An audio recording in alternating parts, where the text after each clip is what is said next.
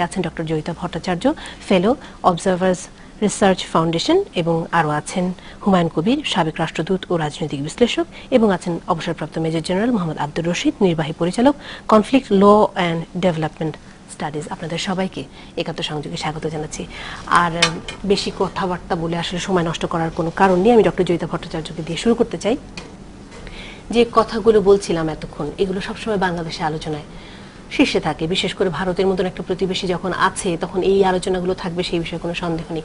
আমরা আসলে এই মুহূর্তে কি প্রত্যাশা করতে পারি? স্থল সীমান্ত চুক্তি, তিস্তার পানি বন্টন চুক্তি, যেগুলো বহুদিনের কাঙ্ক্ষিত চুক্তি, সেগুলো কোথায় আছে? ভারতের অবস্থান কি এই চুক্তিগুলো বিষয়ে? প্রথমে আমি সবাইকে ভারতের তরফ থেকে সবাইকে আমার অভিনন্দন জানাচ্ছি। আজ ভারত বাংলাদেশ সম্পর্ক যদি আমরা বলতে চাই, ভারতে বসে বাংলাদেশ নিয়ে কাজ আমরা যারা করছি, আমরা দেখি এটা প্রচণ্ড একটা ইন্টারেস্টিং জায়গায় দাঁড়িয়ে আছে।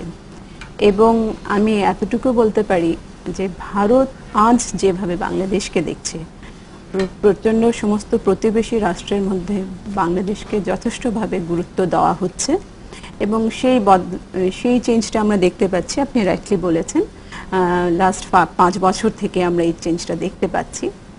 যদিও অনেক ডেভেলপমেন্ট হয়েছে।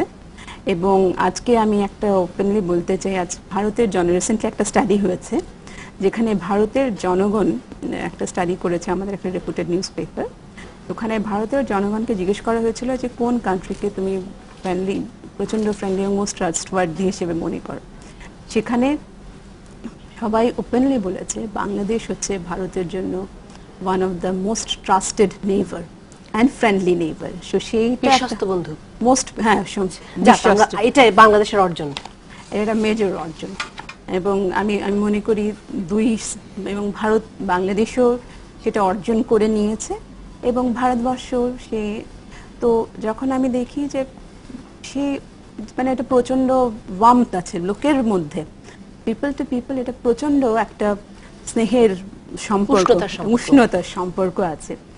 হ্যাঁ, তার মধ্যে কিছু অফকোর্স আমাদের সেটব্যাক আছে আমাদের, যেমন তিস্তা একটা ইস্যু, ল্যান্ড বাউন্ডারি, বাট আমি মনে করি না সম্পর্কটা থেমে নেই।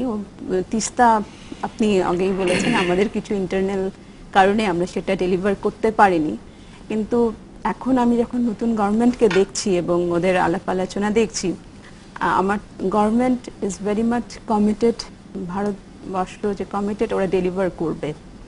কিন্তু আমাদের ইন্টারনাল পলিটিক্সটা কতদূর হবে, কিন্তু জনগণের মধ্যে একটা প্রচন্ড সাপোর্ট আছে। জয়িতা ভট্টাচার্য, আমি একটু থামাবো আপনাকে, কারণ আমরা এর আগে যতবারই আসলে ভারতের কাছ থেকে এই প্রতিশ্রুতিগুলো পেয়েছি, ততবারই শুনেছি যে আমাদের আন্তরিকতা আছে, আমাদের মানুষ চায়, ভারতীয় জনগণ চায়, এবং এর মধ্যে সুষমা স্বরাজ যখন আসলেন বাংলাদেশে তিনিও বলে গেলেন। কিন্তু তারপরেও দেখছি আসলে বাস্তবে গিয়ে সেগুলো আর কাগজে কলমে হয় না।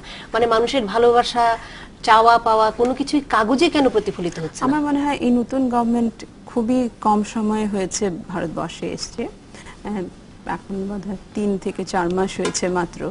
তো আমাদেরকে সময়টা দিতে হবে। তবে আমি যতদূর ডেভেলপমেন্ট দেখছি খুবই পজিটিভ। আমি আসবো আবার আপনার কাছে, যেটা হুমায়ুন কবির। ডক্টর জয়িতা ভট্টাচার্য বললেন যে অত্যন্ত ইতিবাচক পরিবর্তন দেখছেন উনি, আপনি দেখছেন কিনা বাংলাদেশের এপার থেকে? ধন্যবাদ আপনাকে। ডক্টর জয়িতাকেও বাংলাদেশে স্বাগত জানাই।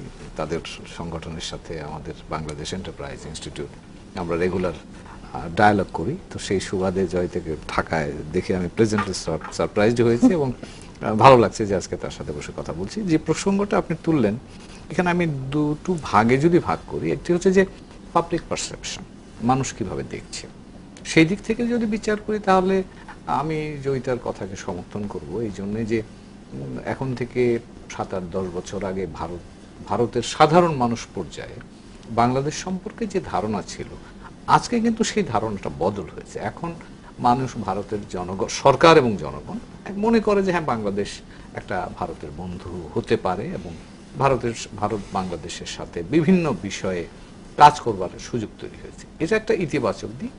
বাংলাদেশের দিকেও সাধারণভাবে বাংলাদেশের জনগণ ভারতকে ইতিবাচকভাবে দেখে, তবে বিভিন্ন বিষয়ে ভারতের অবস্থান নিয়ে খানিকটা মতের পার্থক্য হয়তো এখনো আছে। এখন যদি আমি রিয়েলিটিতে আসি, রিয়েলিটিতে যে আপনি যে প্রসঙ্গটা শেষের দিকে ডক্টর জয়িতাকে প্রশ্নটা করেছিলেন, সেটা হচ্ছে যে বিষয়গুলো ভারত এবং বাংলাদেশের মধ্যে আমাদের সম্পর্কের উপাদান যদি আপনি বলেন, সেখানে আমাদের সীমান্ত সমস্যা আছে, ব্যবসা বাণিজ্য আছে, নদীর পানি বন্টনের মতো বিষয়গুলো আছে।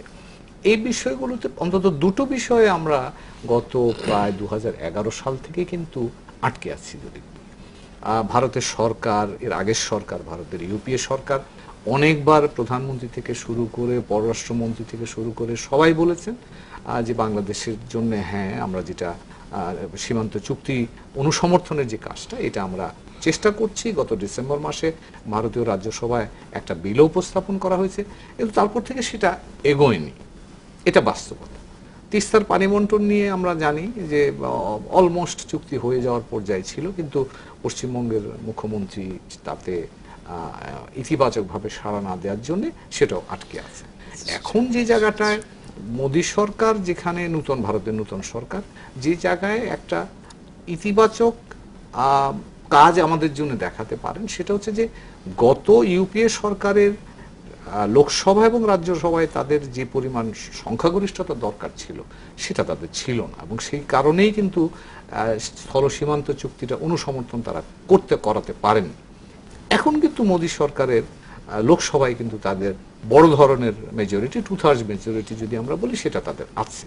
কাজেই এখানে তাদের একটু যদি তারা প্রোঅ্যাক্টিভ হন, তাহলে আমার ধারণা এই বিষয়ে তারা ইতিবাচক একটা কিছু দেখাতে পারবেন। এবং এক্ষেত্রে আমি বলবো যে এই কাজটা তাদেরই, দায়িত্বটা তাদের কাছে এখন থাকলো। কেন্দ্র সরকার এবং রাজ্য সরকারের মধ্যে যে টানাপোড়েন, যেটি ডক্টর জয়িতা বলছিলেন যে তাদের অভ্যন্তরীণ কিছু সমস্যাও আছে, সেটি আসলে মেটানোর জন্য কি খুব বেশি আশাবাদী কোনো পদক্ষেপ দেখছেন কিনা?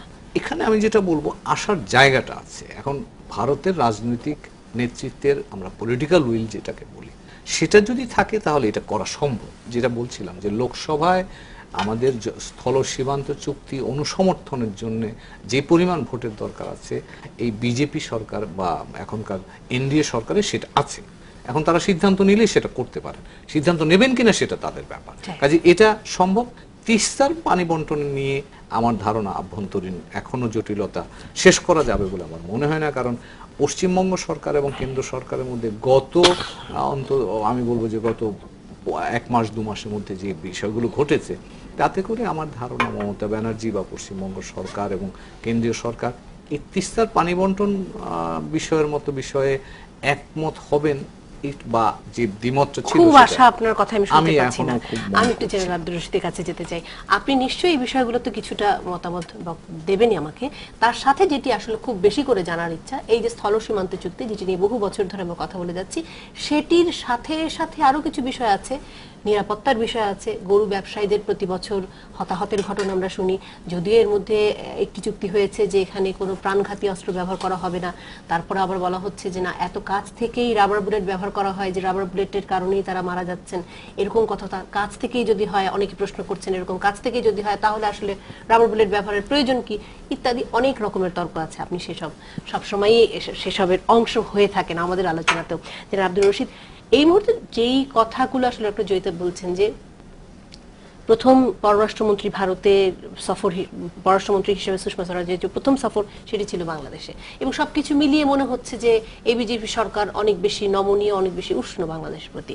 তাতে করে কি এই সমস্ত বিগত যে ঘটনাগুলোর উল্লেখ করলাম, কোনো পরিবর্তন আশা করেন কিনা বা দেখছেন কিনা?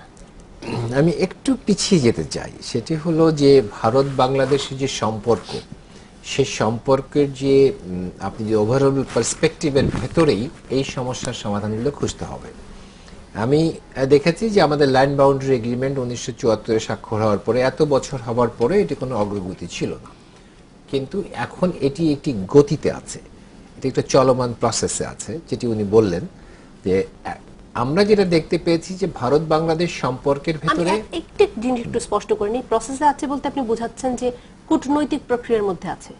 কূটনৈতিক প্রক্রিয়া তো আছেই, তাছাড়া ভারতের দিকে যদি তাকিয়ে দেখি, উনি যেটা বলেছেন আমি রিপিট করে সময় নষ্ট করতে চাচ্ছিলাম না, সেটি হচ্ছে যে এটি ভারতের লোকসভায় ওঠার জন্য যে পরিমাণ দরকার সেটি আছে। যে ভারতের ভেতরে যে বিরোধিতা আমরা দেখেছি সেটি হলো আসাম রাজ্যের বিজেপির এই সম্পর্কে একটি রিজার্ভেশন আছে, মমতা রিজার্ভেশন আছে। কংগ্রেস এর আগেই সমর্থন দিয়েছিল, এখন বিজেপি এটাকে সমর্থন করছে। সেক্ষেত্রে ভারতের যে টোটাল যে রাজনৈতিক সিচুয়েশন মধ্যে আমরা দুটো অপোজিশন এখন দেখতে পাচ্ছি। যদি ভারতের দিক থেকে তাকিয়ে দেখি, আমার মনে হয় এই দুটো অপোজিশনটা কাটিয়ে ওঠাটা হয়তো মোদী সরকারের পক্ষে খুব একটা অসুবিধা হবে না। তো সেক্ষেত্রে এটি খুব অল্প সময়ের ভেতরে একটি সমাধান আমরা পেতে পারি। যতদূর আমি পত্রপত্রিকা পড়েছি যে আগামী অধিবেশনে এটা ওঠার কথা, যদি এটা ঠিক থাকে তাহলে এই অনুস্বাক্ষর সমাধান হবে। এর পরবর্তীতে আবার আরেকটি সমস্যার সাথে যোগ আছে, যখন এই যে ট্রান্সফারের যে ছিটমহল বিনিময় এবং অপদখলীয় সম্পত্তি বিনিময়ের ক্ষেত্রেও কিন্তু জটিলতা থাকবে। কিন্তু যে বিষয়টি সবচেয়ে গুরুত্বপূর্ণ সেটি হচ্ছে দৃষ্টিভঙ্গি। এই জটিলতাগুলোকে সমাধান করার জন্য আমরা কি উভয় দেশের নেতৃবৃন্দ একটি অভিন্ন দৃষ্টিভঙ্গিতে আসছেন কিনা, আমার মনে হয় সেটি আমরা এখন দেখতে পাচ্ছি। যে গত আপনি যেটা বলেছেন 5 বছরের কাজ করার পরে এখন শুধু সরকারি পর্যায়ে একটি অভিন্ন দৃষ্টিভঙ্গি না, এখানে যদি আমি বলি আজকে ডক্টর জাইতা এখানে এসেছেন, আমরা অনেক আলাপ করেছি, আমাদের ভেতরে দৃষ্টিভঙ্গির অনেক জায়গাতেই আমরা দেখেছি এটা অভিন্ন দৃষ্টিভঙ্গি হয়েছে সমস্যার সমাধানের ক্ষেত্রে। এটি কিন্তু আগে ছিল না। আরেকটি হচ্ছে যোগাযোগের ক্ষেত্রে আজকে উনি এসেছেন, অলরেডি উনি বলেছেন যে ভারতের সম্পর্ক নিয়ে 5টি করেছেন, সেমিনার করেছেন, 6টি করতে যাচ্ছেন। এই যে যোগাযোগ, এটি আগে এরকম ছিল না। আমি যদি ব্যবসায়ী এর দিকে তাকিয়ে দেখি, যে ব্যবসায়ী নেতাদের ভেতরেও আমরা একটা খুব বড় যোগাযোগ দেখতে পাই। আবার সাংস্কৃতিক অঙ্গনে এটি তো বোধহয় আরো বেড়েছে। এই যে যোগাযোগের ক্ষেত্রটাই আমাদের সম্পর্ককে একটি মসৃণতা দিয়েছে, যেটি আমরা স্বাধীনতার পর থেকে 1975 পরবর্তী সময় কখনোই এই মসৃণ সম্পর্ক দেখিনি। প্রতিবেশী তো পরিবর্তন করতে পারছি না, প্রতিবেশী তো থাকছি। সব প্রতিবেশীর সাথে দৃষ্টিভঙ্গিগতভাবে মসৃণ সম্পর্ক রাখবো না সাংঘর্ষিক সম্পর্ক রাখবো, এটি কিন্তু আমাদের একটি দৃষ্টিভঙ্গি। আপনি মোটামুটি দেখতে পাচ্ছেন যে দুটি দেশই এখন মসৃণ সম্পর্কের দিকে আগাতে চায়। জেনারেল আব্দুর রশিদ, আমি আপনাকে একটু থামাবো, কারণ আমার একটু বিরতি নিতে হবে। নিরাপত্তার প্রশ্নে আসতে চাই, বেশি করে আসতে চাই, এবং সেই আলোচনায় আপনাদেরকে আহ্বান জানিয়ে একটা বিরতি নিচ্ছি। ভারতে বাংলাদেশ থেকে একটা বড় ধরনের মানব পাচার হয়, এবং আপনারা জানেন এটা পত্রপত্রিকা এখানেও আসে যে বাংলাদেশি অনেক তরুণ তরুণীকে আমরা পাই ভারতের বিভিন্ন আনডিজায়ারেবল লোকেশনস। এটা নিয়ে কি আমরা খুব মনোযোগী হতে পেরেছি? না। যদি জিজ্ঞেস করেন কেন হয় না, তার কারণ হচ্ছে আমাদের দুদিকেই যে আইনগুলো আমাদের আছে, এই আইনগুলো এত কমপ্লেক্স যে এই আইনটাকে আমরা প্রয়োগ করবার জন্য যে মনোযোগ দরকার, সেই মনোযোগটা আমরা লম্বা সময় ধরে রাখতে পারি না। দেশে আসাটা একটা বিরাট আইনি জটিলতার মধ্যে পড়ে যায়। ঠিক বলেছেন। আমি আমার নিজের অভিজ্ঞতা দিয়ে আমি বলছি যে এটা একটা হারকিউলিয়ান টাস্ক। এবং সেই ক্ষেত্রে আমি কলকাতায় যখন ছিলাম ডেপুটি হাই কমিশনার, আমি ওখান থেকে 43 জন বাংলাদেশি মহিলা, যাদের অনেকেই 25 বছর পর্যন্ত বিনা বিচারে এবং বিনা অপরাধেই আটকা পড়েছিলেন, তাদেরকে উদ্ধার করে বাংলাদেশে যখন পাঠাবার উদ্যোগ নিয়েছিলাম, তখন শেষ পর্যন্ত আমাকে একটা এনজিওর কাছে হ্যান্ড ওভার করতে হয়েছিল, কারণ বাংলাদেশ সরকারের কে নেবেন সেই ঠিকানাটা খুঁজে পাওয়া যায়নি, এবং সেটা করতে হয়েছে। গরু নিয়ে এবং সীমান্তে মানুষ হত্যার যে বিষয়টা, সেটা যদি আপনি বলেন, এটা গরু পাচারে বা স্মাগলিং বা যেটাকে চোরাচালান বলেন, তার সাথে যেমন একটা সংশ্লিষ্টতা আছে। আমি একটু ঐতিহাসিকভাবে যদি দেখি, তাহলে আমরা দেখব যে 2001 সালের পর থেকে কিন্তু এই মানুষ মারার প্রবণতাটা বেড়েছে। এই ঘটনাগুলো কিন্তু চোরাচালানি কিন্তু বাংলাদেশ হওয়ার আগেও ছিল, বা এই গত 40 বছর ধরেই এটা আছে। কিন্তু এই বিষয়টার আপনি ইন্টেন্সিটিটা বেড়েছে, এবং সেটা আপনার মনে আছে 2000 সালে রৌমারী এবং পাদুয়াতে বাংলাদেশ ভারতের মধ্যে একটা সংঘাত হয়েছিল, এবং তারপর থেকে কিন্তু এই জিনিসটা বেড়েছে। এবং ইদানিংকালে গিয়ে আমরা দুই দেশ এই নিরীহ বাংলাদেশিদের সীমান্তে মারা যাওয়ার ঘটনাটাকে কমিয়ে আনবার জন্য আমরা চেষ্টা করছি। আপনি যেটা বলছিলেন যে রাবার বুলেট ব্যবহার করা, এটা করা হচ্ছে, এতে করে খানিকটা কমেছে, কিন্তু এটা শেষ হয়নি। হ্যাঁ, গত 3 বছরে বেশ খানিকটা কমেছে, সংখ্যাও কমেছে, কিন্তু আবার কয়েকটি ঘটনা আমরা শুনেছি সীমান্তে যে এর মধ্যে আমি একটা কথা বলে আপনার এটাকে শেষ করি। জি, এখানে ডিমান্ড সাপ্লাইয়ের একটা ব্যাপার আছে কিন্তু, এবং এই ডিমান্ড সাপ্লাই ব্যাপারটাকে আমরা, এটা ডক্টর জয়িতা যে সংগঠনের সাথে আছেন তাদের ওখানে আলোচনা হয়েছে, বাংলাদেশ এন্টারপ্রাইজ ইনস্টিটিউট, এবং আমরা dialogue almost on an annual basis করি। সেখানে আমরা কিন্তু এটা বলেছি যে বাংলাদেশে গরুর মাংসের বা গরুর ডিমান্ড আছে, ভারত, এটা একটা সমস্যা, ভারতের জন্য এটা একটা সমস্যা, আমাদের জন্য একটা চাহিদা, এবং এটাকে ক্রিয়েটিভলি কিভাবে বা দুই পক্ষ মিলে কিভাবে এটা সমাধান করা যায় সেই জায়গাটা আমাদের যেতে হবে। এটা একটা বিষয়। সীমান্তে যে গোলাগুলি হয় সেটার অন্য কোনো কারণ আছে কিনা সেটা আমরা করতে হবে, এবং সেখানে আমি ডক্টর জয়িতাকে সমর্থন করে বলবো, তিনি যেটা বলেছেন এই বিষয়গুলো নিয়ে খোলামেলা বিস্তারিত আলোচনা হওয়া দরকার। আনফরচুনেটলি আমাদের মধ্যে সরকারি পর্যায়ে যে আলোচনার কাঠামোটা আছে এতে এই বিষয়গুলো খুব একটা গুরুত্ব পাচ্ছে না। আমার ধারণা এটা পাওয়া উচিত, এবং দুই দেশের ক্রমবর্ধমান সম্পর্ক যেহেতু বিস্তৃত হচ্ছে, যেহেতু আমাদের মধ্যে অন্যান্য বিষয়গুলো আসছে, এবং আগামী দিনে আমার ধারণা ভারত বাংলাদেশ সম্পর্ক আরো নতুন নতুন ক্ষেত্র আমরা এক্সপ্লোর করতে থাকবো। এই খোলামেলা আলোচনা আরো বাকি আছে, সেই জন্য একটা বিরতি নিতে হবে। একটা বিরতি নিয়ে ফেরত আসছি খোলামেলা আলোচনায়।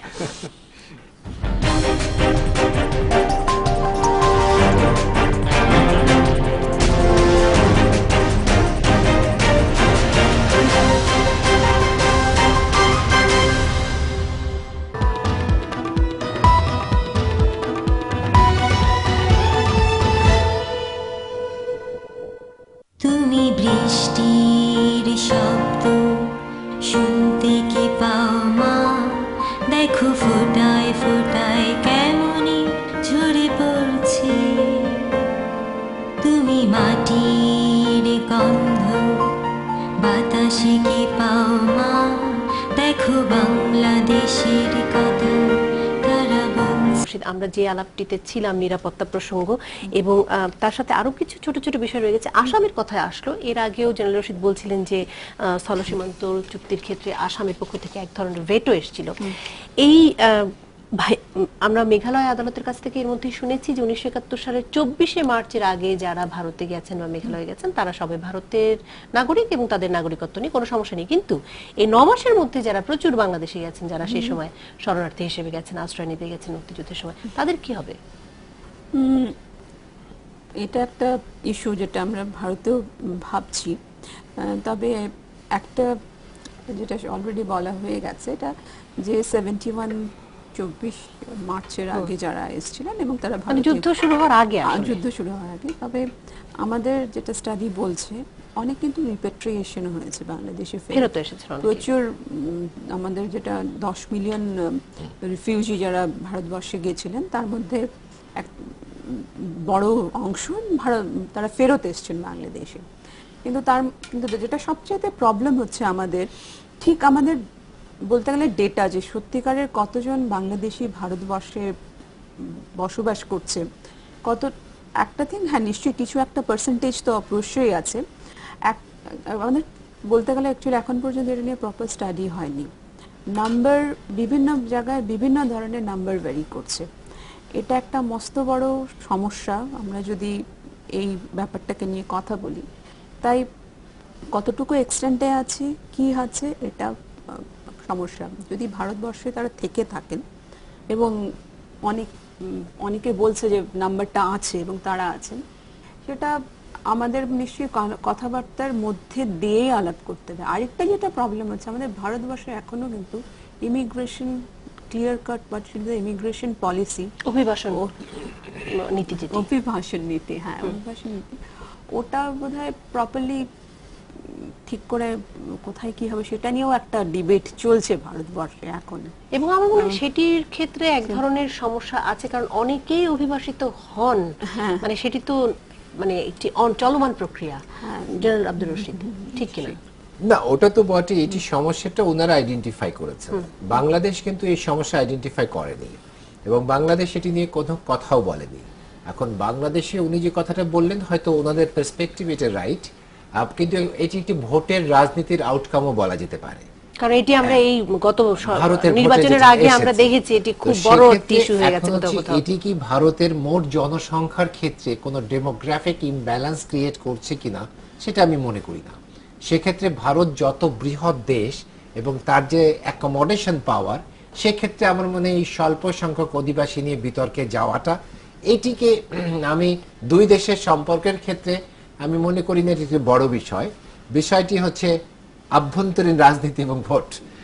আমাদের কাছে যেটি চিন্তার বিষয় সেটি হচ্ছে যে তিনটা তো আমরা বলেছি, কিন্তু একটি নতুনটা যোগ হয়েছে, যেটি হচ্ছে একটা রিভার্সাল, এটিকে একটা রেসিপ্রোকেটিভ ব্যাপার কিনা, যে ভারতের নিরাপত্তার কারণে বাংলাদেশ তাদের বিচ্ছিন্নতাবাদীদের বিরুদ্ধে জিরো টলারেন্স নিয়েছে, আর ইসলামী মৌলবাদের ক্ষেত্রে ভারত এবং বাংলাদেশ উভয়েরই জিরো টলারেন্স আছে, এবং দুটি দেশই কিন্তু ভিকটিম কান্ট্রি।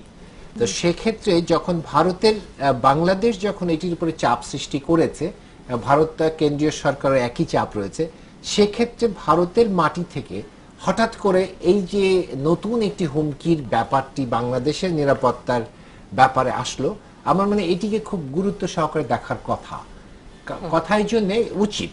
সেটা হচ্ছে যে এই থ্রেটটি কিন্তু যেহেতু টেরোরিজম বা এই ধরনের মৌলবাদের কোনো বাউন্ডারি দিয়ে কন্ট্রোল করা যায় না, তা আমরা দেখেছি আফগানকে গিয়ে সে পাকিস্তান নিজেই এখন এটির সাথে জড়িয়ে পড়েছে। জঙ্গিবাদের প্রশ্নে সারা পৃথিবী সীমান্তহীন।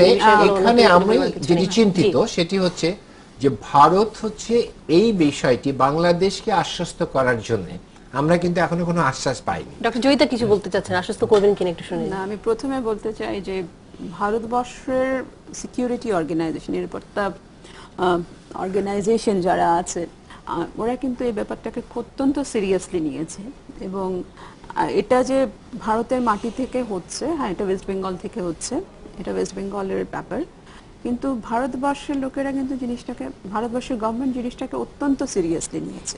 জয়িতা জেনারেল রশিদ বলার চেষ্টা করছেন রাষ্ট্রীয়ভাবে কোনো আশ্বাস কিন্তু আমরা পাইনি এখনো। কারণ ব্যাপারটা কি হচ্ছে, এটি একেবারে গণমাধ্যমে এসেছে, বিভিন্ন পত্রপত্রিকায় দেখেছি, ভারতে এসেছে ঠিক একই ভাবে যেভাবে আমরা রিঅ্যাক্ট করেছি, কিন্তু এখনো ইনভেস্টিগেশন চলছে।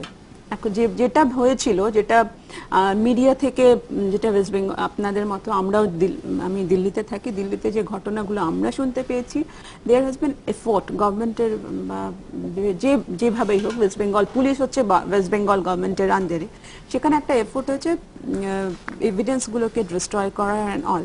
কিন্তু অলরেডি এনআইএ, আমাদের যেটা ন্যাশনাল ইনভেস্টিগেশন অথরিটি আছে বা এজেন্সি আছে, ওরা কিন্তু জিনিসটাকে নিয়েছে। তো এখন আমাদের ইনভেস্টিগেশন চলছে। যত সময় আমরা ইনভেস্টিগেশন স্তরে আছে, আমাদের পক্ষে তদন্তাধীন বিষয়ে আমরা কোনো কথা বলতে চান না। আমরা এই ধরনের কথার সাথে খুব পরিচিত, আমরা প্রায় শুনি তদন্তাধীন বিষয়ে আমরা কথা বলতে চাই না। বাণিজ্য নিয়ে কথা বলছিলাম জনাব হুমায়ুন কবির, একটুখানি আলোচনা করে বিরতিতে যেতে হবে আমাকে। বাণিজ্যর ব্যাপারেও অনেক ধরনের প্রশ্ন আছে, বিশেষ করে এবার আমরা দেখেছি যে প্রধানমন্ত্রী শেখ হাসিনা তিনি বলেছেন যে বাংলাদেশের সাথে যে সম্পর্ক রয়েছে মিয়ানমার, ভারত, চীন, এই সমস্ত কিছু মিলিয়ে যে বাণিজ্যের করিডোর বাস্তবায়ন সেটি যেন দ্রুততর হয় সেই বিষয়ে তিনি আহ্বান জানিয়েছেন। তার সাথে দেখা হয়েছে ভারতের প্রধানমন্ত্রী, সেখানে তারা কথা বলেছেন এসব বিষয়ে। এটির অবস্থা কি মনে হচ্ছে? এখানে ভারত বাংলাদেশের বাণিজ্য গত 10 বছরে আপনি যদি ধরেন তাহলে বাণিজ্য বেড়েছে প্রচুর পরিমাণে, এবং সেটা ডবলেরও বেশি হয়ে গেছে বলা চলে। এবং এখন তো প্রায় আমাদের দুদিকে মিলিয়ে প্রায় $6 বিলিয়ন কাছাকাছি আমাদের বাণিজ্য। কাজেই সেই ক্ষেত্রে এটা দু দেশের মধ্যে আমি বলবো, ভারতের ক্ষেত্রে বিশেষ করে বাংলাদেশ একটা বড় বাজার। আমরাও ভারতে রফতানির সুযোগ পেয়েছি, যেমন ধরুন 2011 সালে ভারতীয় প্রধানমন্ত্রীর বাংলাদেশ সফরের পরে এবং তৎপরবর্তীতে সার্কের বা সাফটার আওতায় বাংলাদেশ কিন্তু এখন 98% প্রোডাক্টস কিন্তু ভারতে বিনা শুল্কে রফতানির একটা সুযোগ আছে।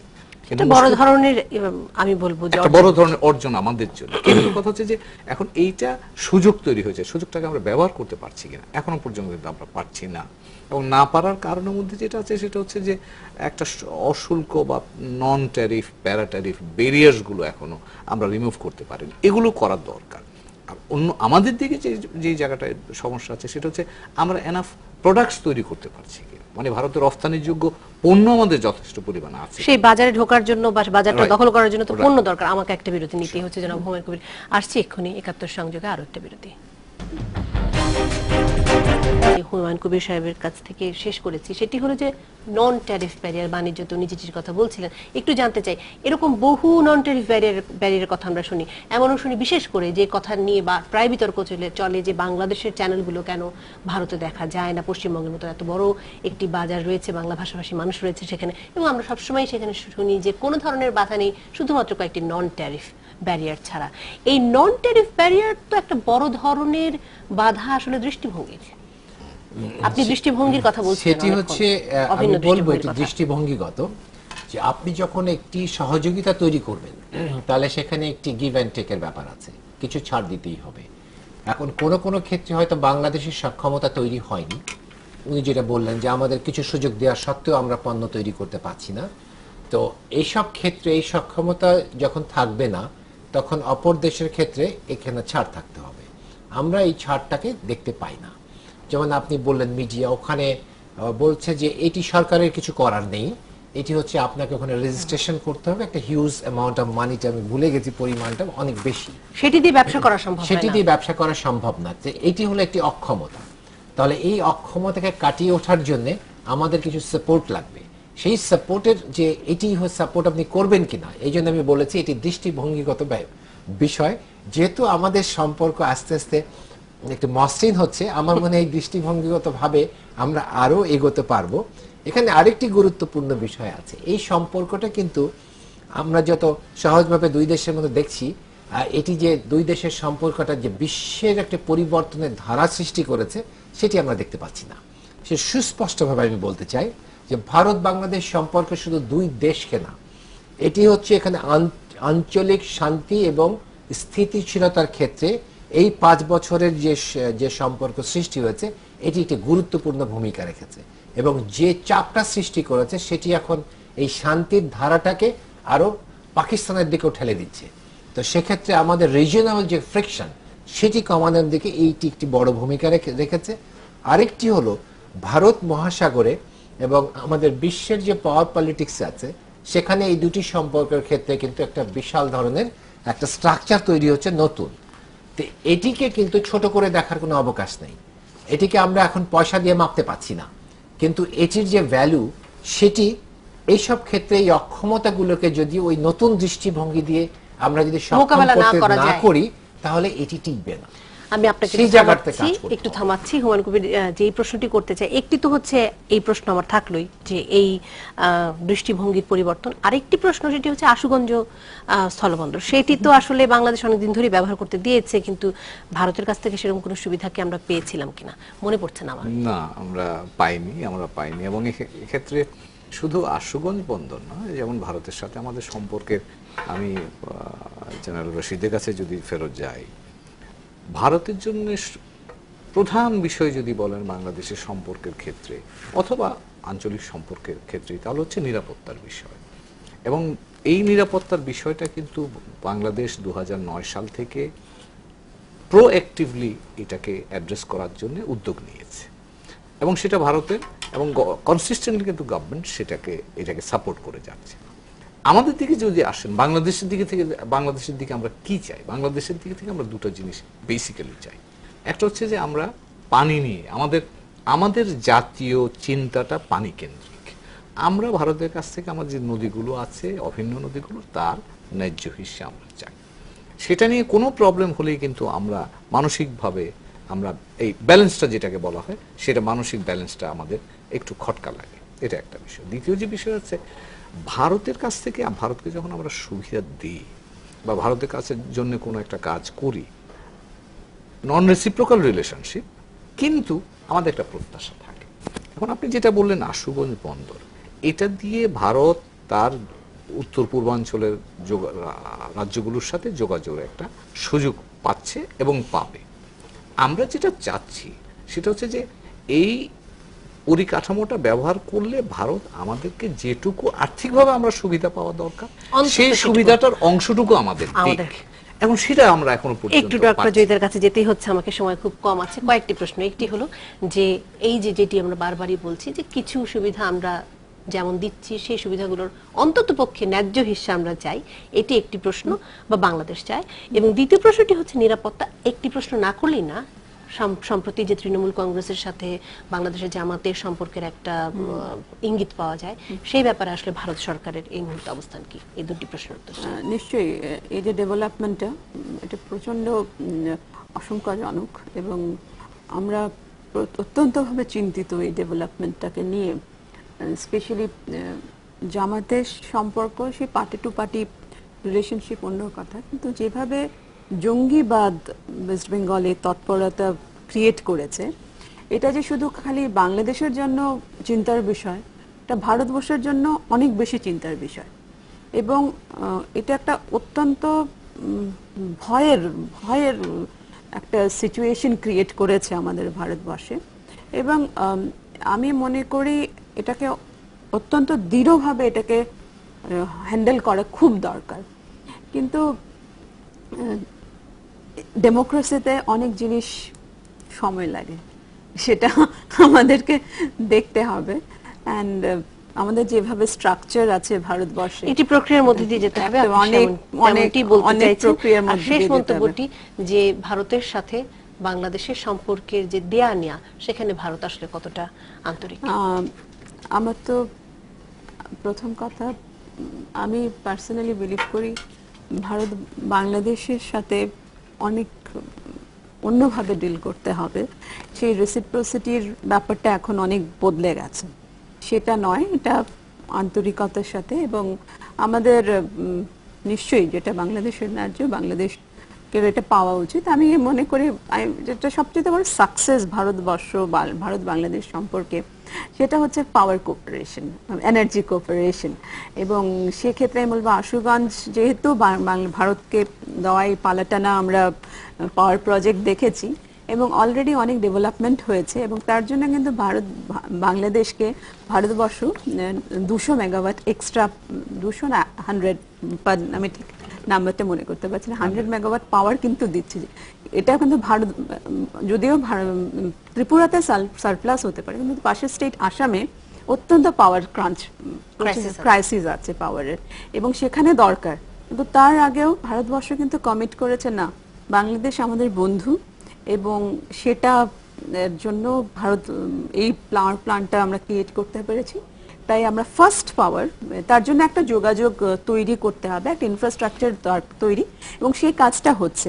তবে আরো অনেক জায়গা আছে যেখানে আমরা ইকুয়ালি কাজ করতে পারি, এবং আরো অনেক পজিটিভ ডেভেলপমেন্টস হতে পারে অনেক।